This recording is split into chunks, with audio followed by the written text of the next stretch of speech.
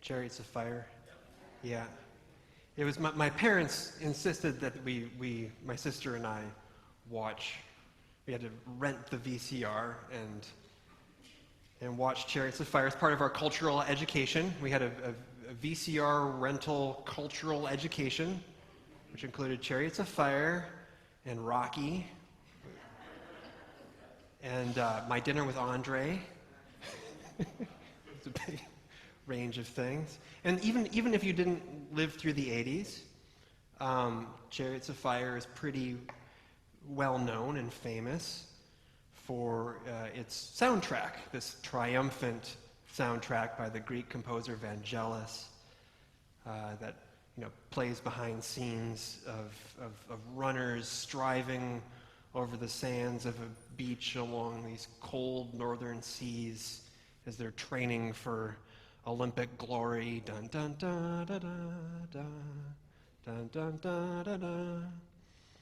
So one of the central characters is named Eric Liddell, and he's a deeply devout Christian from a Scottish missionary family who is also a supremely gifted sprinter. And his family and his church think that his interest in sports competition is frivolous or worse.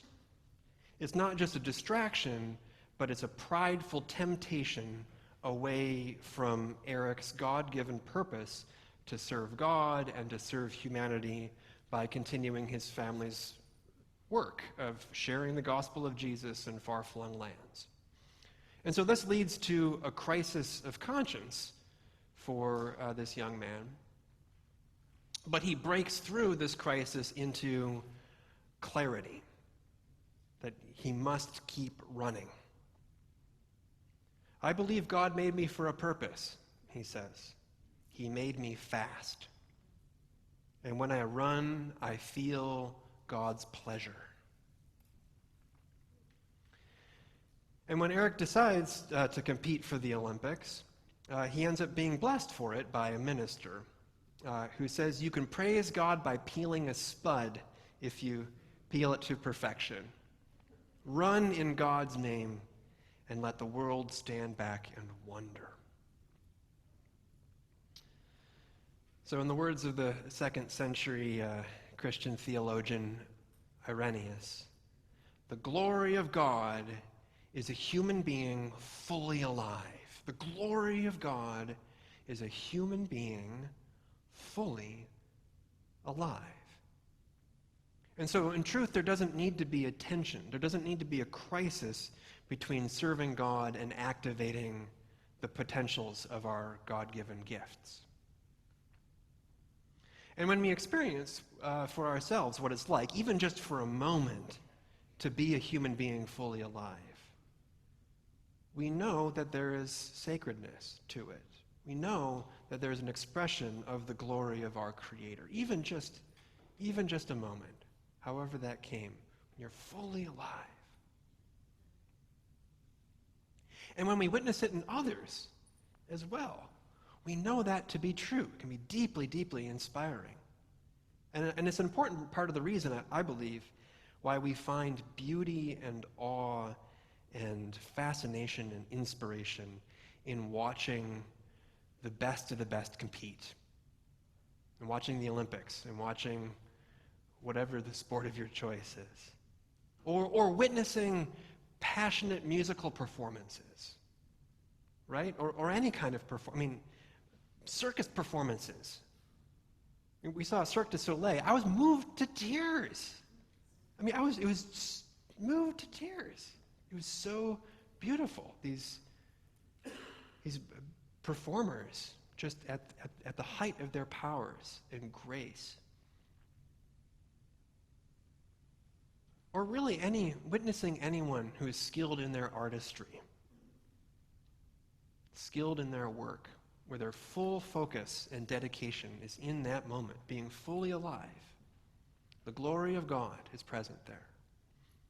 And this means that whoever we are, wherever we are in life's journey, living into our God-given purpose does not mean suppressing or repressing what it is that we need to be fully alive.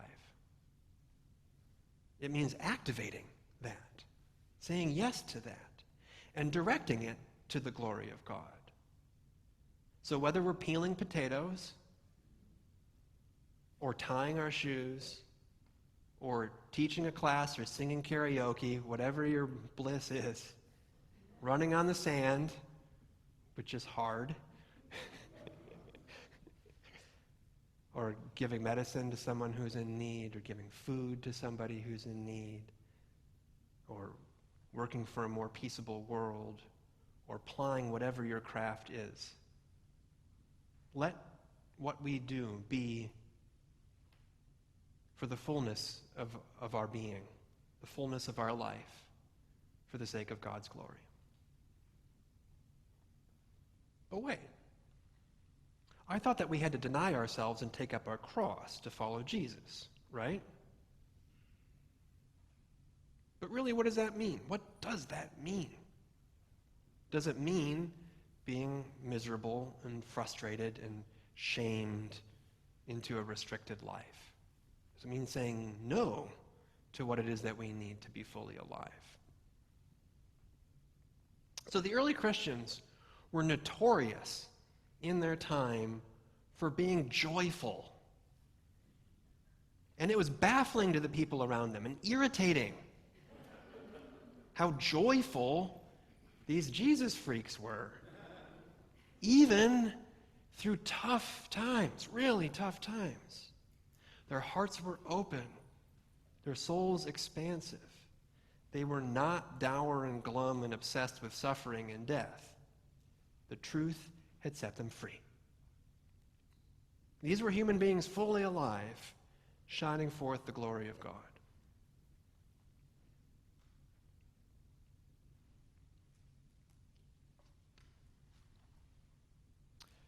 So we can have in our lives many people who inspire us, whether we know them personally or whether we can witness them from afar, who inspire us for the ways that they seem to us to be fully alive, to be living in, even just for a moment, living into their God-given purpose and their God-given gifts on behalf of beauty and truth or justice or compassion. And as Christians, it's Jesus who we look to as the ultimate inspiration above all inspirations, as a life fully lived, a full expression and embodiment of God's glory on earth.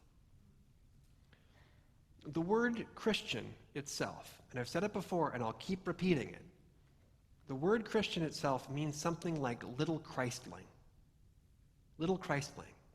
And it was a derogatory term that the Romans used for these crazy Jesus freaks, his motley crew of outcasts and misfits running around, happily imitating the outrageously generous and merciful Jesus, even in the face of repression, being little Christlings. And especially as we approach Holy Week, and we remind ourselves of just how totally and absolutely Jesus lived out his purpose, God's purpose for his life, despite failure, despite ridicule, in the face of all the fear and the suffering that can come when the forces of the world want to deny and destroy the full embodiment of God's glory and love on earth. This is not just someone living out any purpose or any truth, but a purpose and a truth aligned totally with a higher truth, a holy truth. Christ was nothing less than the embodiment of divine love and peace and mercy and justice on earth. And so Christians, little Christlings, are to grow in imitation of that, even just a little, in how it activates the deepest parts of ourselves. So there's a smallness of self. There's a pettiness of our egos. There's a constricted sense of our identities that can keep us away from the fullness of our life and the fullness of our soul and the fullness of our purpose. And that strives too often to keep others from that as well, from the fullness of their lives. And this is a small self that gets trained in us that wants to stay in control of our lives and maybe in control of other people's lives as well. And it operates through fear, it operates through anger, all of the vices, you name it. And this is the self that Jesus means for us to turn away from. The seed, he says, that must die for the sprout of new life to emerge. And there can be pain in this. And there can be resistance when we start to say yes to it. Kind of the demons and the gremlins can come up to try to fight. And there can be resistance from within ourselves. There can be resistance from others as well. And people sometimes have even been killed for it in this world that can be so merciless. And this says something about, then, the cross that we are to be willing to bear, to follow his example of a life fully lived for the glory of God. If there's pain, if there's suffering, for the sake of that fullness, then so be it. But so, do you see how this is not a recipe for misery? But it's rather the opposite. It's a fearlessness to withstand the pain that may come, hopefully not, as we release what we need to release to unleash the fullness of who God has called us to be. And the way of Jesus is the way of mercy, after all. And the antidote to all of the forces that would keep kind of souls suffocated, our forces of mercilessness, forces of violence, an environment of injustice, of wrongdoing, of lies, of betrayals. The antidote to all of that is mercy. As Psalm 87 says, mercy and truth are friends, are one. Peace and justice kiss. It's from the Bible. Peace and justice kiss. This is a holy power that unleashes souls to shine forth the glory of God through the fullness of life. And so I pray that as a church community, we can continue to live into our purpose to be a house of mercy, a house of truth, a house of peace, a house of justice for any and all who are in need, for the sake of the activation of our souls.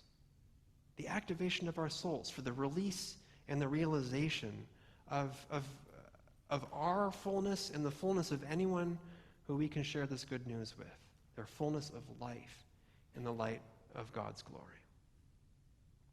And for this sacred purpose, I pray in the words of the spiritual that Jesus may hold our hands as we run this race.